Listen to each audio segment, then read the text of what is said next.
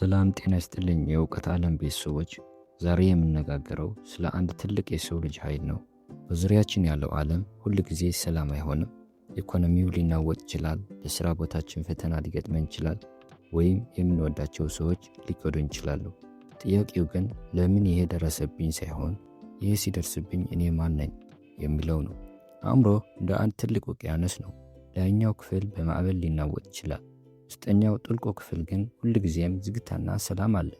በዚህ ቪዲዮ በማንኛውም የህይወት ውጥረት ውስጥ አእምሮህን እንደ ብረት ጠንካራ፣ እንደ ውቅያኖስ ጥልቅ የምታደርግበትን ሳይንሳዊና ስነ ልቦናዊ መንገዶች በዝርዝር እናያለን። እስከ መጨረሻው አብራችሁን ቆዩ። ብዙ ሰዎች የአእምሮ ጥንካሬ ማለት ስሜት አልባ መሆን ይመስላቸዋል።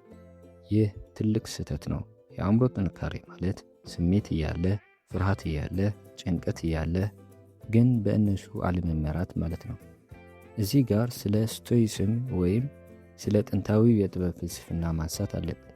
ስቶይኮች የሚሉን አንድ ትልቅ ነገር አለ። በዓለም ላይ ሁለት ነገሮች አሉ። አንደኛው የምትቆጣጠረው፣ ሁለተኛው ደግሞ የማትቆጣጠረው። ለምሳሌ የሰዎችን አስተያየት፣ የአየር ሁኔታ፣ ያለፈውን ታሪክህን መቆጣጠር አትችልም። መቆጣጠር የምትችለው ግን አሁን የምታስበውንና ለሚገጥሙ ነገሮች የምትሰጠውን ምላሽ ብቻ ነው። ይህንን መርህ መረዳት የአእምሮ ጥንካሬ የመጀመሪያው ጥበብ ነው። አእምሮ ልክ እንደ አካል ጡንቻ በልምምድ ይገነባል። እነዚህን 4 ህጎች በሕይወትህ ተግብራቸው። አንደኛ፣ ራስህን የመመልከት ኃይል። አንድ ችግር ሲገጥምህ ተሸነፍኩ ከማለት ይልቅ እንደ ሶስተኛው ወገን ሆነህ ራስህን እየው። አሁን አእምሮዬ የሽንፈት ሐሳብ እያመጣ ነው ብለህ አስብ። ስሜትህ ውስጥ ከመስመጥ ይልቅ ስሜትህን መመልከት ስትጀምር ስሜቱ ጉልበት ያጣል። ሁለተኛ፣ የቋንቋ ጽናት። ለራስህ የምትነግረው ታሪክ ውጤቱን ይወስነዋል። ለምን ሁል ጊዜም እኔ ላይ ይደርሳል የሚለው ንግግር ተጎጂነት ስሜት ይፈጥራል። ይህን ቀይረውና ይህ አጋጣሚ ምን ሊያስተምረኝ መጣ በል። ጥያቄ ስትቀይር አእምሮ መፍትሄ ፈላጊ ማሽን ይሆናል። ሶስተኛ፣ ምቾቱን ካለመፈለግ ጋር መላመድ።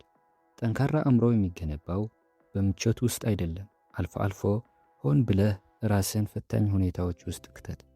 ጠዋት ቀድሞ መነሳት፣ ከባድ ሥራዎችን ማስቀደም፣ ወይም ሱስ የሆነብህን ነገሮች ለተወሰነ ጊዜ መተው አእምሮህ እኔ ነኝ የምመራህ የሚል መልእክት እንዲያገኝ ያደርገዋል። አራተኛ፣ ትኩረትን ማስተዳደር። በዚህ የሶሻል ሚዲያ ዘመን ትኩረታችን ተሰርቀዋል። አእምሮህ ጠንካራ እንዲሆን ከፈለግ የምትመግበውን መረጃ ምረጥ። ሁል ጊዜ መጥፎ ዜና፣ የሰዎችን ግጭትና ወሬ የምትሰማ ከሆነ አእምሮህ የፍርሃት ቤት ይሆናል። አሁን ወደ ተግባር እንግባ። በየቀኑ ምን እናድርግ? አንደኛ፣ የጠዋት ጸጥታ። ቀኑ ከመጀመሩ በፊት ለ10 ደቂቃ ከስልክህ ርቀህ በዝምታ ተቀመጥ። ይህ አእምሮህ እንዲረጋጋና ለሚመጣው ውጥረት እንዲዘጋጅ ያደርገዋል። ሁለተኛ፣ የምስጋና ልምምድ። በቀን ውስጥ የሆኑ 3 ጥሩ ነገሮች መመዝገብ። ይህ አእምሮህ በችግር ውስጥም እንኳ ዕድሎችን እንዲያይ ያሰለጥነዋል። ሶስተኛ፣ የአተነፋፈስ ስልት። ጭንቀት ሲሰማ በጥልቀት ወደ ውስጥ መተንፈስ የነርቭ ስርዓትህን ወዲያውኑ ያረጋገዋል። ይህ ሳይንሳዊ እውነታ ነው። ውድ ተመልካቾቼ፣ የአእምሮ ጥንካሬ በአንድ ጅምበር የሚመጣ ተአምር አይደለም። በየቀኑ የምናደርገው ምርጫ ውጤት ነው። ዛሬ አንድ ቃል እንግባ።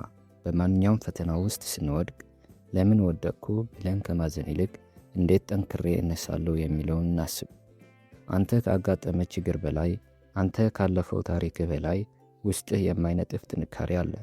ያንን ጥንካሬ ፈልገህ አውጣው። ይህ ቪዲዮ ከተመቻችሁ ለጓደኞቻችሁ አጋሩት። የትኛው ነጥብ ይበልጥ እንደተቀማችሁ ኮሜንት ላይ ጻፉልኝ። በቀጣይ በሌላ ድንቅ ርዕስ እስክንገናኝ አእምሯችሁን ጠብቁ። ደህና ቆዩልኝ።